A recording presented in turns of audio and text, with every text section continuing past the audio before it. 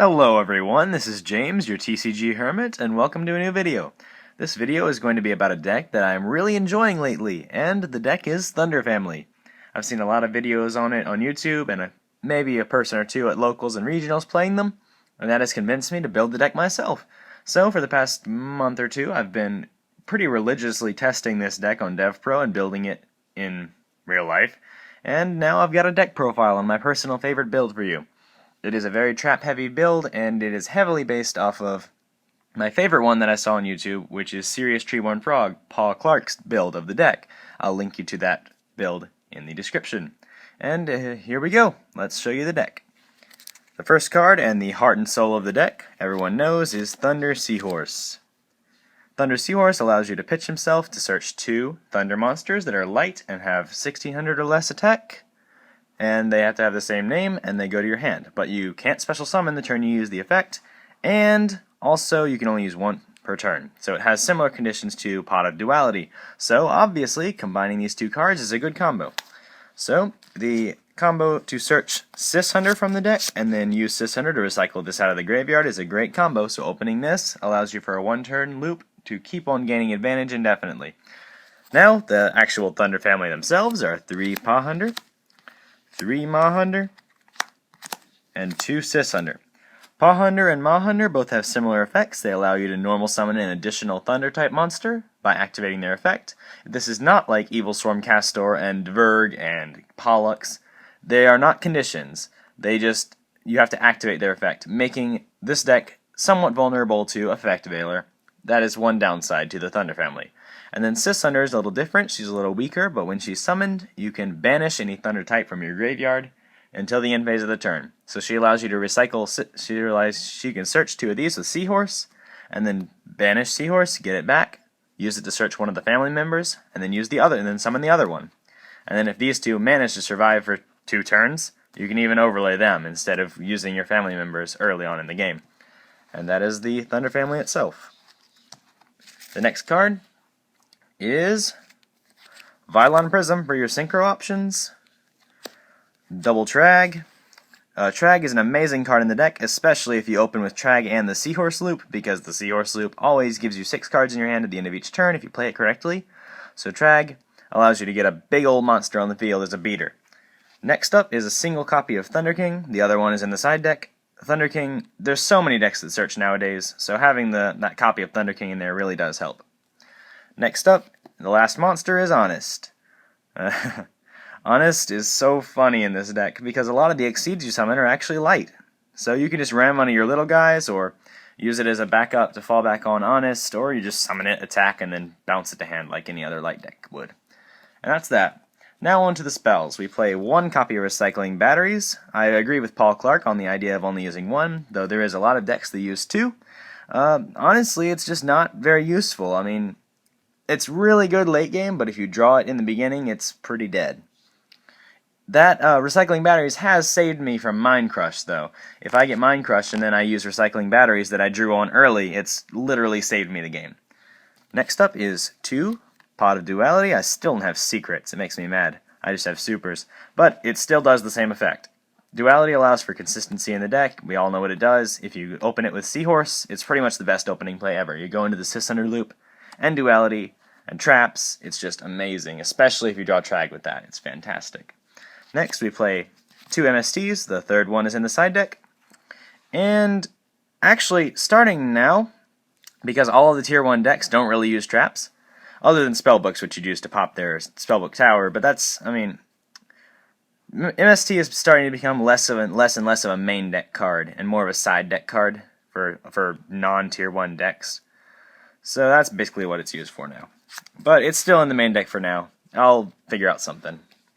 Next up is we just have the Holy Trinity. Dark Hole, Heavy Storm, Monster Reborn. And now we play a lot of traps. It's a very heavy trap-based deck, and obviously we will run Road for that. We play triple Fiendish Chain. Fiendish Chain is so good in this deck. It's amazing. And we play double Mirror Force, double Compulse, double Torrential, Double Threatening Roar. Threatening Roar is literally the star trap of this deck. It is so good in the setup turns. Just Threatening Roar. Mess up their OTKs, and if you've got a Dark Hole, I mean, it's just so good. Double Bottomless, Warning, Judgment, and Road.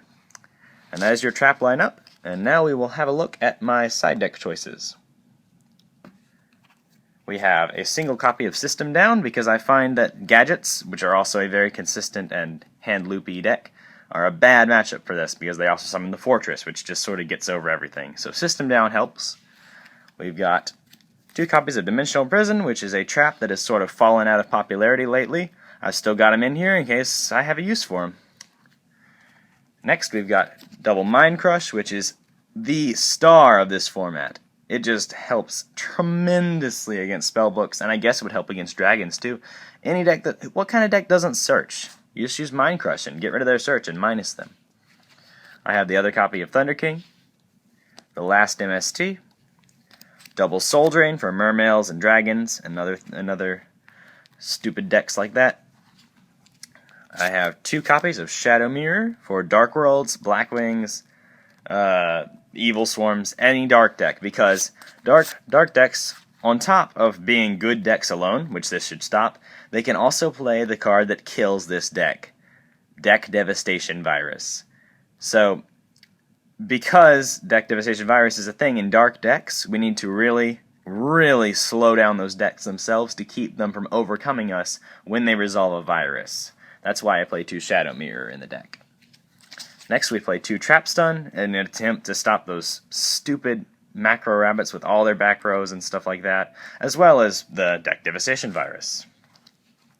And last but not least, we have 2 Defissure because we can. And now, let me check my extra deck.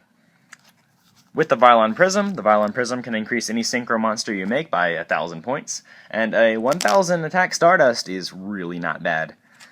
We run Stardust Dragon for the Prism and the Road, Thought Ruler Archfiend because really, gaining like 2,000 something life points and then also dealing damage, and he can also protect himself from being bottomless or deprisoned or whatever it is really good. And then we play Blader because he kills the meta right now, and then Scrap Dragon, just because he can pop things as that emergency popping effect.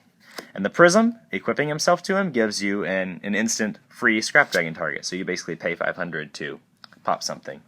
And now for our Exceeds, we play number 91, we play Abyss Dweller, number 16 Shockmaster, Gaga Cowboy, My Stroke, Evil Swarm Ouroboros, number 50 Black Ship of Corn, if you can see that, Photon Papilloperative, 2 copies of Starliege Paladynamo. He is amazing in this deck. 2 level 4 lights allows you to make any of their boss monsters, or any monster for that matter, 0 attack and their effects are negated. So you can just swing for 2,000 damage, negate their effects. It's just a very, very amazing card. And the last monster we play, which just came out in Lord of the Tachyon Galaxy, is Constellar Omega, which is a card I've been waiting for a long time for this deck. It basically allows for that beginning game push that this deck has lacked for the longest time. You can run into a huge field of back row and not have to worry about all that traps and crap because you can just discard it, detach a material and make him invulnerable to traps. And then if you want to, you can even play Constellar Ptolemy M7 in this extra deck and overlay that on top of Omega when you're done with his materials. And that is my extra deck. That is the Thunder Family deck. It's a deck I really love. It's very consistent. It is very, it just pluses indefinitely off Seahorse. It always keeps a big hand and it outplays your opponent. And I really love it. Though the deck just doesn't compare to current meta decks, I really love it in a casual standpoint.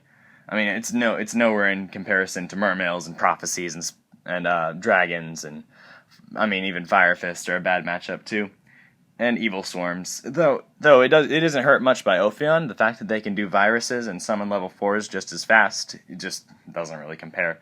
But in a casual standpoint, I really love the deck. It has a chance against all of those decks that I listed. It just can't consistently beat them. If you're looking for a deck that you can play at your local tournament, I highly recommend Thunder Family. And that's about it. See you guys later.